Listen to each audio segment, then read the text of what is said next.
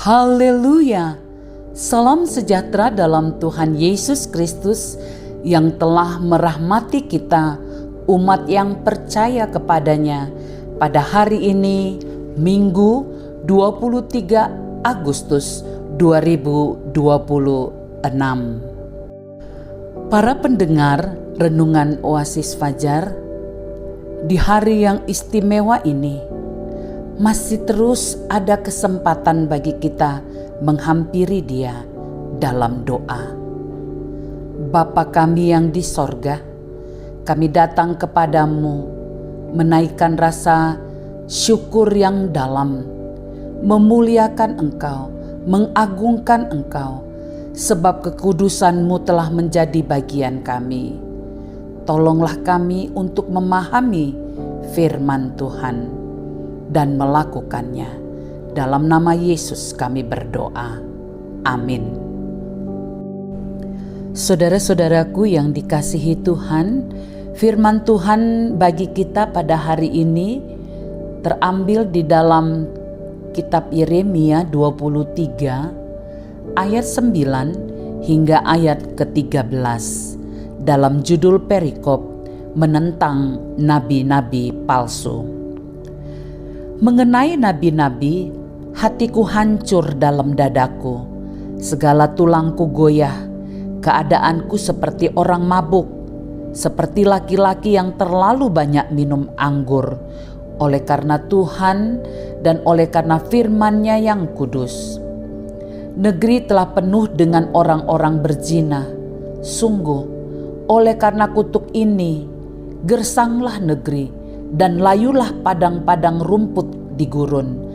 Apa yang dikejar mereka adalah kejahatan, dan kekuatan mereka adalah ketidakadilan.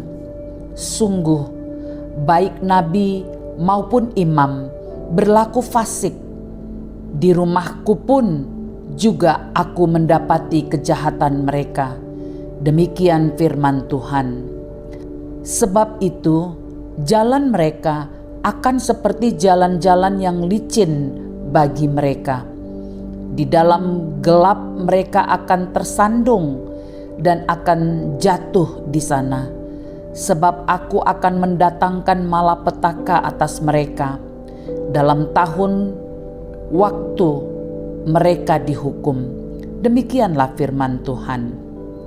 Di kalangan para nabi Samaria, aku melihat ada yang kurang pantas.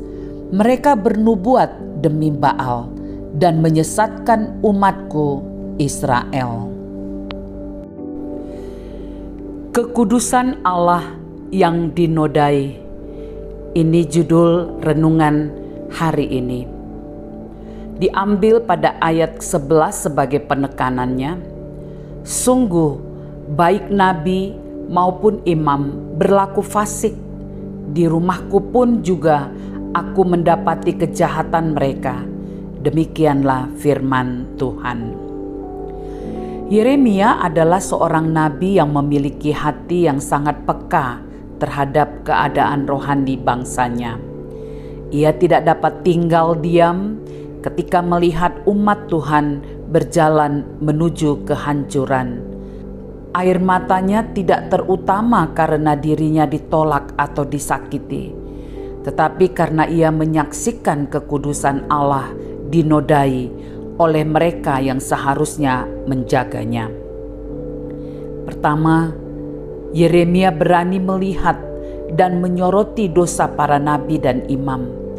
Mereka memakai nama Allah, tetapi hidup dalam kepalsuan. Mereka mengaku berbicara atas nama Tuhan, padahal yang keluar dari mulut mereka adalah kebohongan dan ajaran yang menyesatkan. Nama Tuhan disebut, tetapi hidup mereka tidak mencerminkan kekudusannya. Bagi Yeremia, ini adalah luka yang sangat dalam. Jika orang yang tidak mengenal Tuhan berbuat dosa, itu sudah biasa. Tetapi ketika para pelayan Tuhan sendiri mencemari firman, maka seluruh umat ikut terseret kepada kebinasaan. Kedua, Yeremia merasakan beratnya murka Allah atas bangsanya. Kefasikan, perjinahan, secara lahiriah maupun rohani merajalela. Bangsa itu berpaling kepada berhala, sumpah diucapkan sembarangan, dan hidup penuh dengan ketidakmurnian. Para imam merusak hukum Tuhan, para nabi mencemari firman, dan kemunafikan merajalela. Di luar tampak rohani, tetapi di dalam penuh kejahatan. Bahkan di bait Allah, tempat yang seharusnya kudus, dosa tetap dilakukan. Renungan ini menjadi cermin bagi kita hari ini.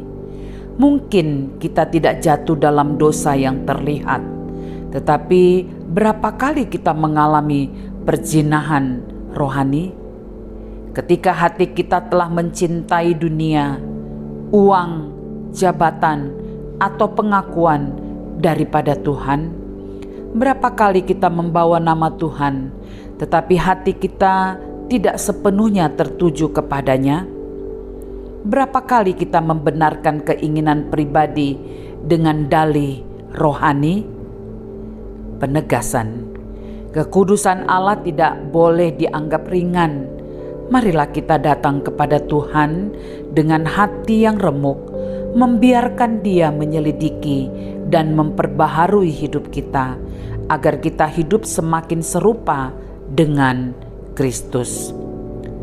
Mari kita berdoa. Tuhan, ampunilah kami jika telah menodai kekudusan-Mu melalui pikiran, perkataan, dan perbuatan kami. Lembutkan hati kami, ajar kami membenci dosa, dan tuntunlah kami untuk hidup kudus di hadapan-Mu setiap harinya. Dalam nama Tuhan Yesus kami berdoa. Amin. Saudara-saudara, para pendengar renungan Oasis Fajar, inilah bagian firman Tuhan dan uraian yang diungkapkan bagi kita semua. Tuhan menolong kita menjaga kekudusan ini. Amin.